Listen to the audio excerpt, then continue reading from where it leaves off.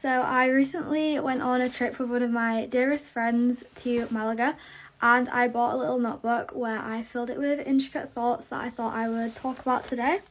On one occasion I went to go get tapas by myself and admire the view of an Americano and start writing, and one tip that I've always used in an attempt to make myself more articulate is if I think of a word I will always try and Google better words.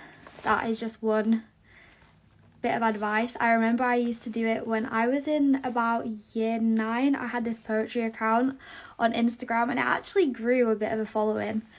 And I would spend hours just trying to increase my vocabulary for the poems using that method. So yes. So I wrote this on the 15th of February 2025. There is a predominant longing in my eyes and I wonder if anybody can see me. I know everybody's minds work in a complex and ultimately unique way, no two to be denoted in the same manner. So how can we expect love to follow in a different pursuit? Love is an extension of our idiosyncratic thoughts process, science we are. Can we ever truly relate to another being if we're unable to comprehend or imitate how they're feeling? Can we sympathise?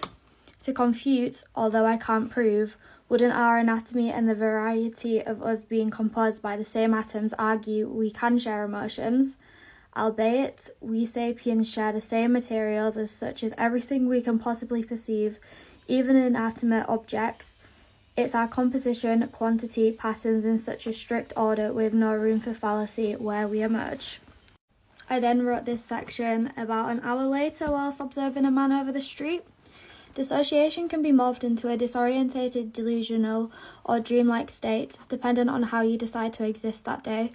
Letting things pass and deciding to let them act as a muse or inspiration is more productive than being altered due to an annoyance. It's dependent to what you attend to. A man over the pavement, playing with an almost alternate inanimate version of himself. Time passing as he lets his puppet dance, perhaps how he would if humans didn't have the embedded urge to judge. This is another thing that we discussed on the beach. The amount of emotions that we couldn't potentially feel, as our anatomy will not allow it, but it's like an ant. They of course don't feel the complex emotions we sapiens do. And it's similar with colours. These are the colours that we can perceive due to our anatomy. However, there scientifically is evidence of other colours, but we can't even comprehend that. And the same goes with emotions. Just a little side thought. Smoking. It'll kill him sooner, yet we are all destined to die, and that is all we know to hold complete truth. A connection I feel to him, but is it reciprocated? I'll forget as time passes the amount of connections that I have forgotten about, and this man and I's one that I perceived. I feel I only recall it because I wrote it down as it was happening. All the faces that morphed into nothing, a stored chemical, a synapse still, to never be connected again. An abundance of faces, yet he's the only one I see, only one I attend to. Is he oblivious? Am I oblivious? A desire to make eye contact and feel truly seen. And then this is a different quote. 3 mysteries, life, death and love, all beyond the mind. Even in a matter of minutes, distracted by my friend, I almost forgot. Now I've remembered he's leaving. How many connections have I forgotten? A fact that quite literally takes me back is the fact that there is a 1 in 400 billion chance of us even existing today, which is a statistical miracle. And one thing that I was thinking about a lot in Malaga is on the 14th, I went on a hike. And it was so odd, me and my friend being the only 2 souls as far as we could see. Despite seeing the city, despite seeing everything, there was no other human life to be perceived. And then in a matter of hours, we're walking through the city centre at night time trying to find a place for food and drinks. And there is such an abundance of life. Like, it was honestly inspiring. New scents around every corner, just everything, and the contrast was crazy because it was only a short distance, but yes. And then also the fact that That is, of course, just one city in the entire world. If you put into perspective how many of us there actually is here, I believe that that is why everyone has their own unique individual passion, and great stuff does actually occur in the world. There's so many of us, so of course incredible things are going to happen. It would be impossible for humans not to be proactive, at least some. On a completely different side note, I think we all think the population is increasing, and it is to an extent. However, we also need to consider the fact that fertility rates are going down, and this is literally due to diet, our activities such as smoking, and how vaping has become so predominant, especially in young developing brains and bodies. The food industry is expanding at an exponential rate alongside our attention spans decreasing. We're always looking for an external stimulus, and the more we consume of something, the more addicted we are going to get. And as food being so important to us, we need food to survive, but when we're consuming the incorrect foods, we're going to just crave this food. This is basic knowledge that I'm explaining, but I think some people need to be reminded sometimes.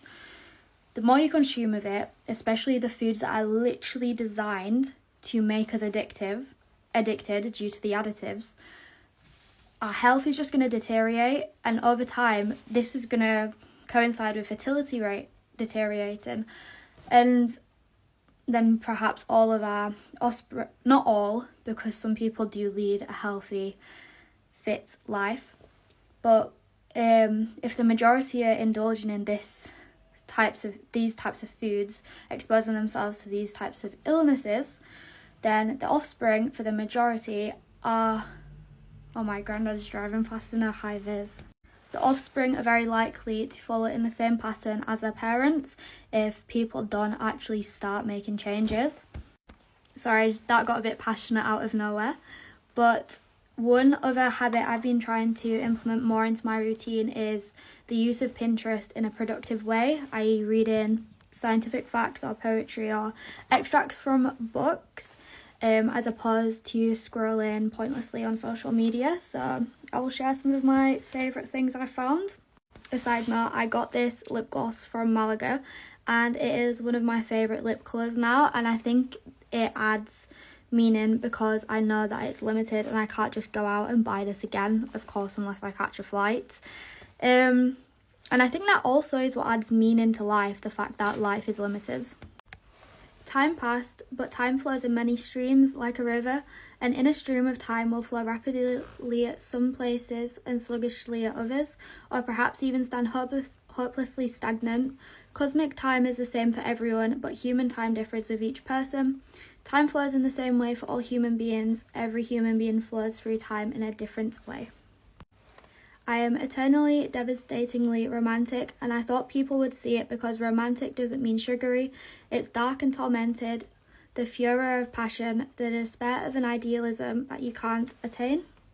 I think I am a paradox when it comes to romantic thoughts and idealizations, because I don't fall in love very frequently, but when I do, it absolutely consumes me, and I will do everything I can to get away from it despite craving it so immensely. Anyways, and I am here just like I was in Vienna, and your hand is in my own as long as you'll leave it there. I want, in fact, more of you. In my mind, I am dressing you with light. I am wrapping you up in blankets of complete acceptance, and then I give myself to you. I long for you, I who usually long without longing, as though I am unconscious and absorbed in neutrality and apathy, really utterly longing for every bit of you. You are the knife I turn inside myself. That is love. That, my dear, is love. I never wish to be easily defined. I'd rather float over other people's minds as something strictly fluid and non-perceivable, more like a transparent, paradoxically iridescent creature rather than an actual person.